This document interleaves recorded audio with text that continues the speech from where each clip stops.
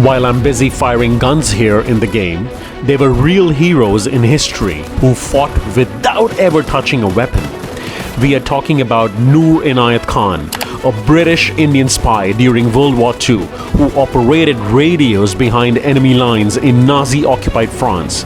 She was so skilled, the Germans considered her one of the most dangerous Allied agents. And she never carried a weapon. Let's find out more about her. She was born on 1st January 1914 in Moscow. She was the eldest of 4 children. Soon after her birth, the family moved to London.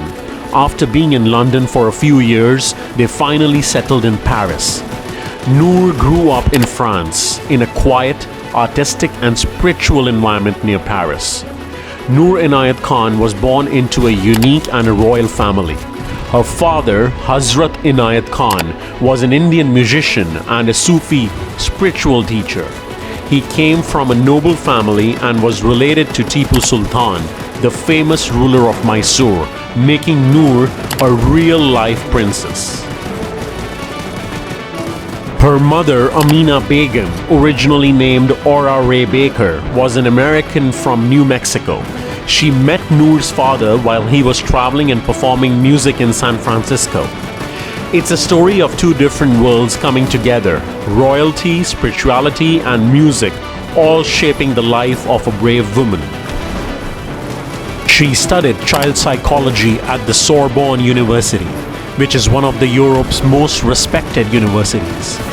This reflects her early interest in helping children and understanding human behavior. Noor also trained in classical music, especially harp and piano, at Paris Conservatory of Music. When Nazi Germany invaded France in 1940, Noor and her family fled to England. After witnessing the terrible things the Nazis were doing, Noor Inayat Khan left her quiet life behind and chose to fight against their cruelty. Noor joined the Women's Auxiliary Air Force and trained as a radio operator, one of the first women to do so. While she was learning the Morse code, British spies from the Special Operations Executive, which is also called as SOE, noticed her. The SOE was a secret group created to fight the Nazis in countries they had taken over. They were looking for people who knew languages, and Noor, of course, stood out. Noor was called for an interview at the offices of the British Special Operations Executive. She had no idea what the organization was or what it did. Noor was told that she would be sent as an agent to occupied France after training. She would have no protection as she would not be in uniform, and she would be shot if she was caught. Without a moment's hesitation, she said she would take the job. Finally, she was recruited to the British Special Operations Executive in 1942, as she was fluent in French and knew the area well. She was also a trained wireless operator, a job that was in great demand. It was considered one of the most dangerous areas in the field. Noor was now being trained to become a secret agent. She had to learn how to live with a fake identity and send secret messages. Her training took place in different country houses across England. It was like a real-life spy school. Noor learned how to use guns and explosives, pick locks, and move silently in the dark. She practiced writing coded letters and got even better at Morse code. The agents were also taught about life in Nazi-occupied France and were shown pictures of enemy soldiers so they could recognize them by their uniforms. Noor Inayat Khan now was a British resistance agent of Indian and American descent who played a critical role during the World War II as part of the British Special Operations Executive. Under the codename Madeleine, she became the first female wireless operator sent by the UK into Nazi-occupied France to aid the French resistance.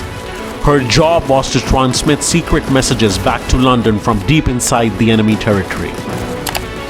In June 1943, Noor was secretly dropped into France.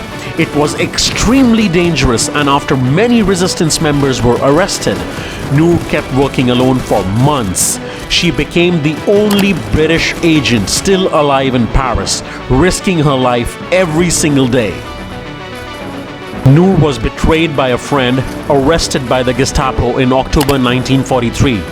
Now, Gestapo was the official secret police of Nazi Germany and in German-occupied Europe. She was subjected to harsh interrogation and solitary confinement for nearly a year. Despite severe torture, she never revealed the Allied secrets. Later, she was executed at the Dachau concentration camp on 13 September 1944. Noor Inayat Khan was honored with the George Cross in 1949, the UK's highest award for bravery. In 1946, France gave her the Croix de Guerre with a Silver Star for her courage. Her bravery is remembered with several memorials, including a statue in Gordon Square Gardens, London. It is the first UK memorial dedicated to a Muslim woman of Asian background.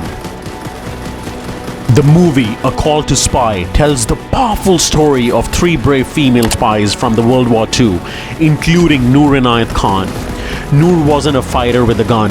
She was a silent warrior with a radio. She left behind a life filled with peace, comfort, and art to fight for freedom in secret. She stood for courage.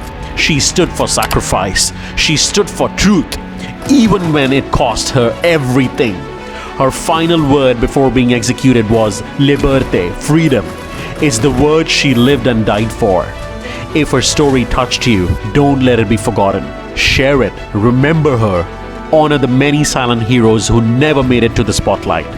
Like, subscribe, and join me next time. Thank you very much. Signing out.